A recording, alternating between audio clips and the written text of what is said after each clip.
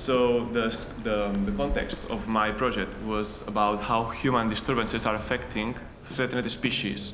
Because when we think about the disturbances, such as construction, we always think that maybe the construction will directly remove individuals from the area. And sometimes people just exclude some areas with threatened plants and construct in the other parts nearby. And of course, as you could guess, it's affecting the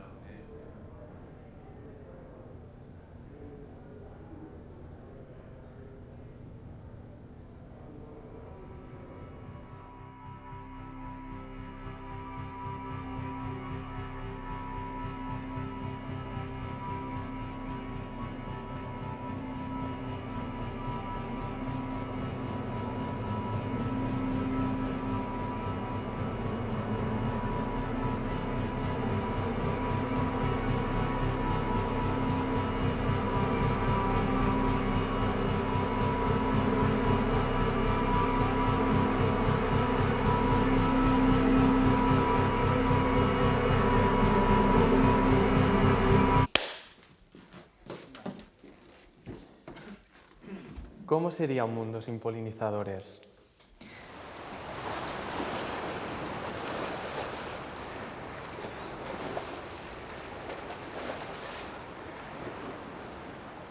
Vale, vamos a medir este limonium. Lo marco L1. Parcela 5, ¿no? Parcela 5.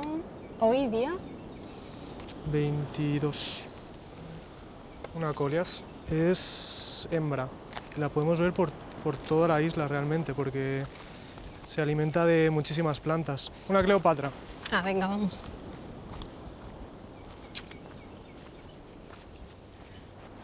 De hecho, esto es una hembra. Ah, es una hembra. Porque tiene este amarillento, pero más pálido.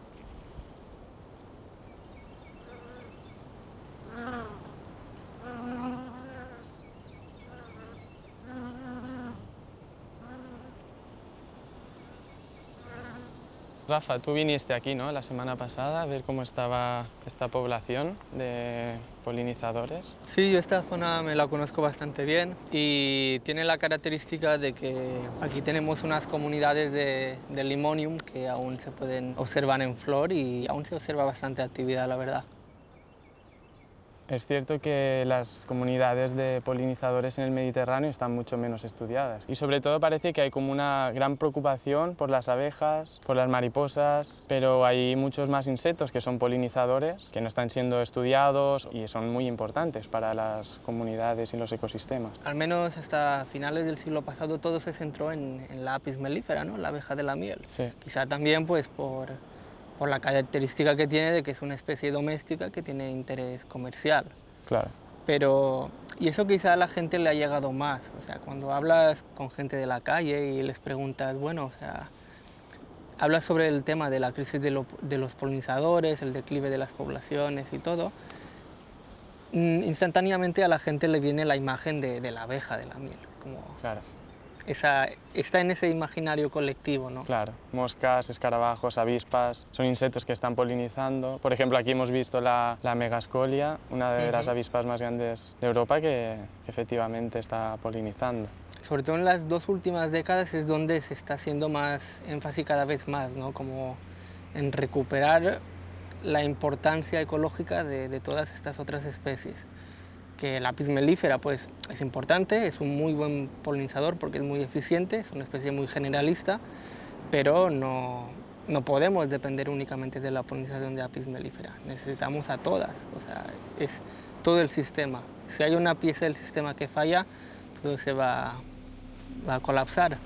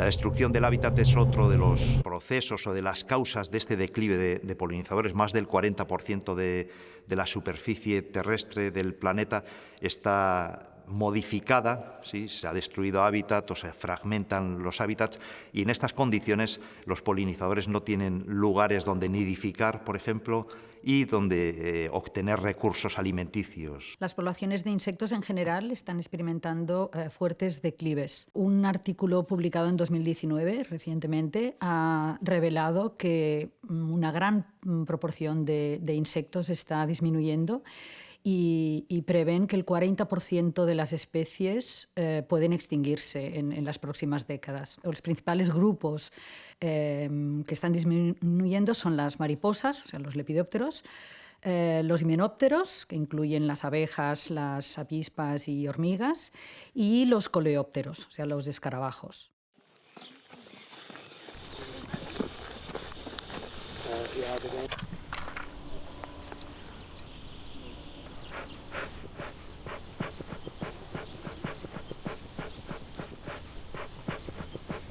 Podemos abrir unas cajas aquí, a ver qué tal están, si están tranquilas o no.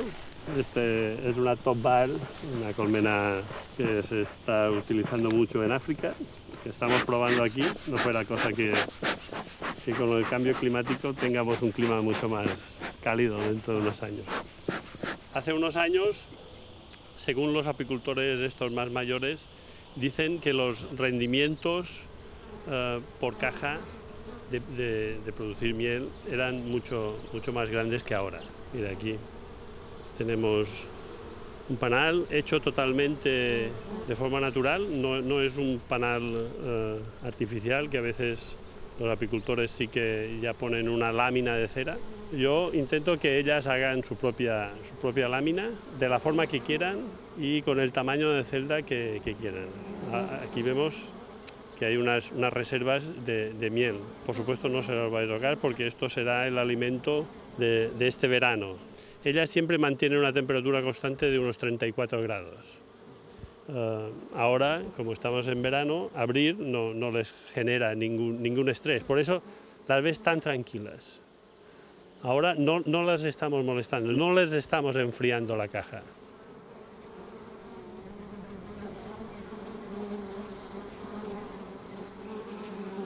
¿Qué defiende la apicultura no intensiva frente a la apicultura intensiva?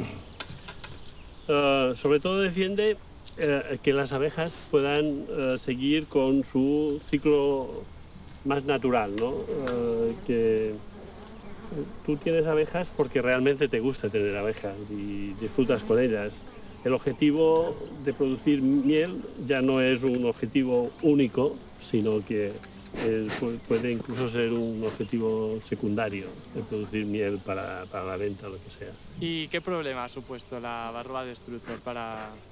La llegada de este parásito que viene de Asia llegó en 1986 aquí en la isla de Mallorca y ha supuesto un antes y un después, porque nuestras abejas no están adaptadas a este problema y necesitan que se hagan unos tratamientos. En este momento en España es obligatorio un tratamiento al año por lo menos. Se ha extendido por todo el mundo la varroa, pero en ningún sitio se ha podido eliminar. No queda otro remedio que simplemente convivir con ella. Están en un umbral que no nos hagan mucho daño económico y el trabajar con las abejas para que puedan desarrollar unos distintos delante y unas estrategias para combatir este parásito suyo, ¿no? Varroa destructor es un parásito muy pequeñito, de pocos milímetros, que lo que hace es alimentarse pues, del cuerpo graso, de algunos tejidos de las abejas. Entonces ya cuando nacen estas abejas, nacen con un peso mucho más inferior del que sería normal, pero eso no es lo peor. Lo peor es que le transmite una serie de enfermedades, de patógenos, algunos virus, por ejemplo un virus en concreto, que es el virus de las alas deformadas, que lo que hace es que la abeja cuando nace ya las alitas son muy pequeñas, no puede volar, y entonces al no poder volar no puede ir a polinizar, no puede recoger néctar, no puede recoger polen, que es lo que necesita la colonia y la abeja reina para seguir haciendo una puesta de cría. Entonces, claro, lo que ocurre es que al final la población de las abejas en la colmena va disminuyendo hasta que puede llegar al colapso.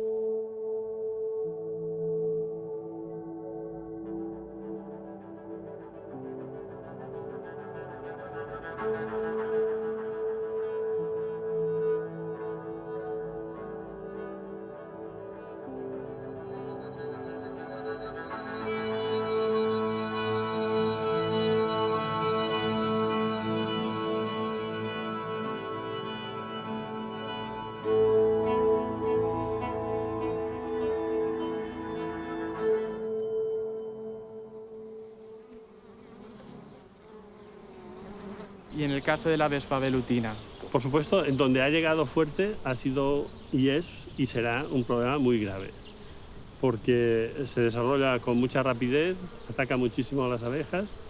Aquí llegó hace unos años en las islas y gracias a un magnífico trabajo del Departamento de Zoología de la Universidad y de la Consellería de Especies Invasoras, se ha conseguido o erradicar de todo o por lo menos tenerla muy controlada.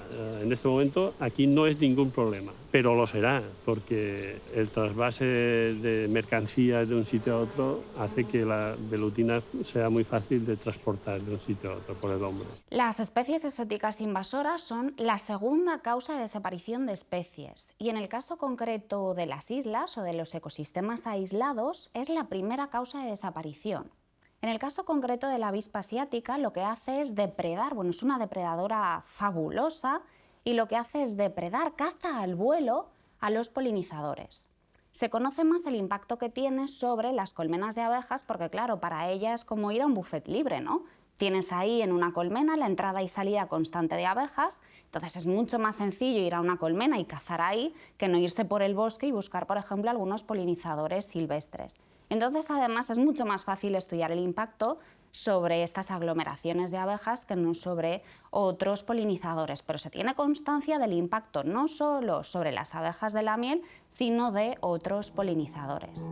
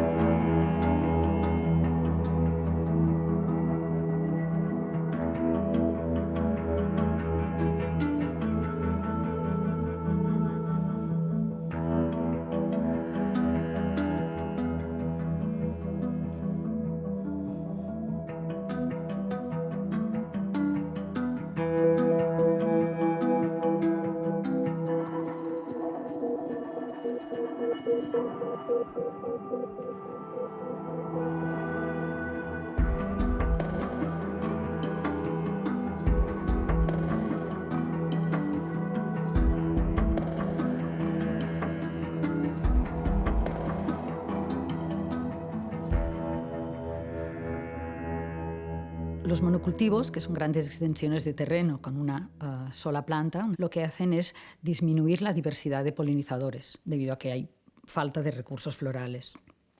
Estos cultivos suelen ser altamente dependientes de polinizadores, por lo tanto lo que se necesita es una apicultura intensiva. Entonces, mediante el transporte de colmenas con camiones se suple este déficit de polinizadores. Hay varios estudios, en algunos de los que he participado, que demostramos que la abeja de la miel o incluso otros polinizadores comerciales, como pueden ser los abejorros, no son suficientes para dar toda la polinización que necesitamos. Necesitamos también de las abejas silvestres y polinizadores silvestres. Hay razones tan sencillas como que, por ejemplo, el tomate requiere una polinización especial que requiere que los polinizadores vibren y la abeja de la miel no puede hacerlo. Con lo cual la abeja de la miel nunca podrá ser un polinizador del tomate.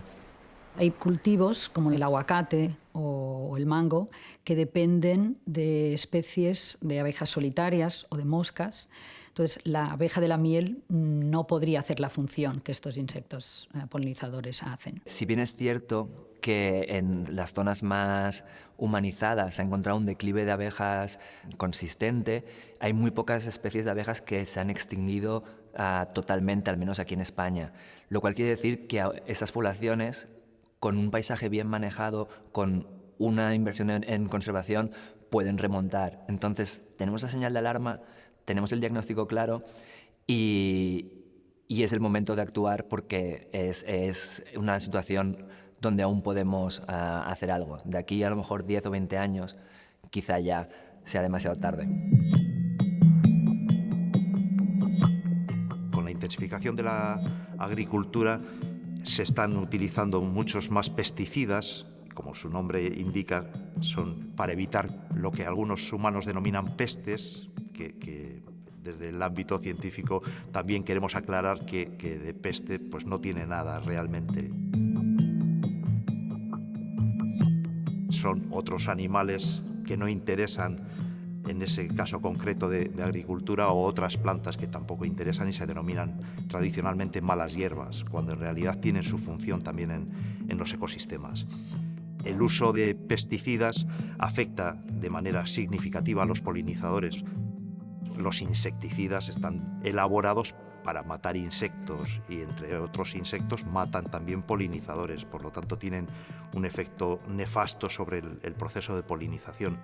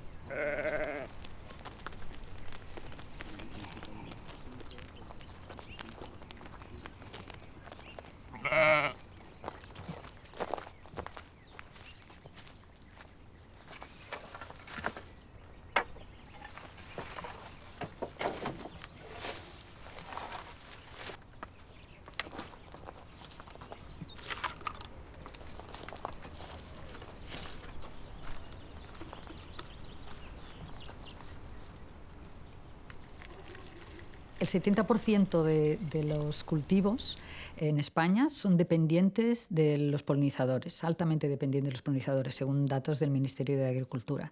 Entonces, especies como la almendra, la manzana, la sandía, el melón, cerezas, chocolate, el café, son dependientes de los insectos polinizadores. Jaume, y tú que trabajas en agricultura ecológica, ¿qué defiende la agricultura ecológica en frente a la agricultura más intensiva?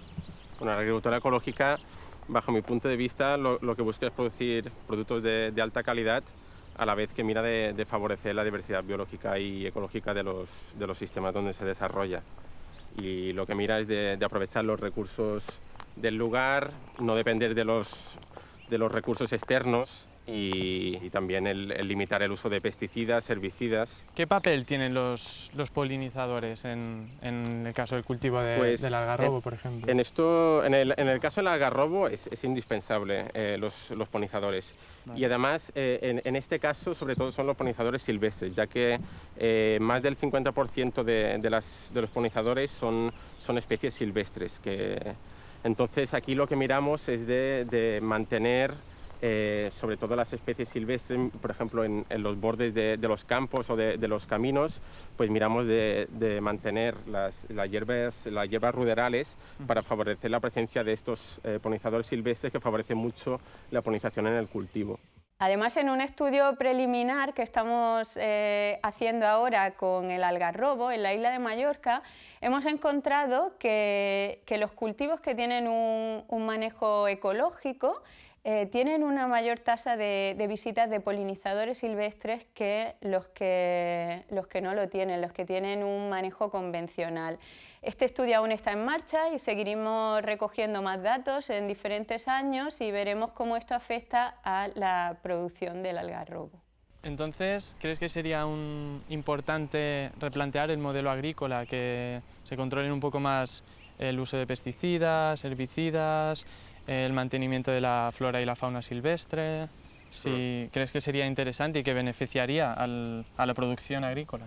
Sí, sobre todo falta concienciación, es decir, los propios agricultores tienen que dar cuenta de los beneficios que producen estos polinizadores silvestres que ya están en el sistema, simplemente tienes que favorecer pues, su presencia y falta concienciación de que hay otro tipo de modelos que producen muchos beneficios. Aquí en la Serra de Tramuntana la agricultura es indispensable para preservar la naturaleza. Esta gestión del territorio genera un paisaje que nos ha llevado a la categoría de Patrimonio Mundial de la UNESCO y es gracias a este uso agrícola que ha hecho el hombre en armonía con el medio. El 75% de los cultivos que estamos produciendo en el planeta depende en alguna medida de los polinizadores.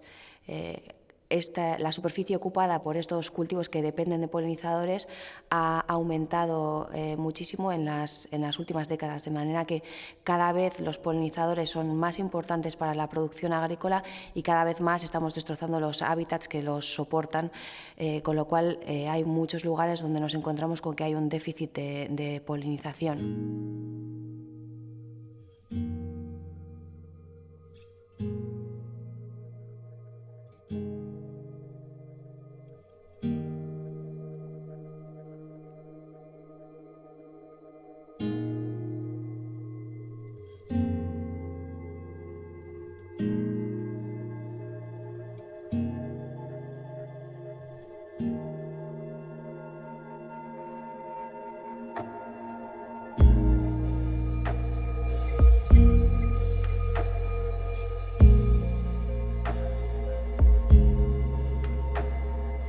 Un mundo sin polinizadores no es muy difícil imaginarlo porque ya está ocurriendo en ciertas zonas del mundo. Sería un mundo gris, con muy poca biodiversidad.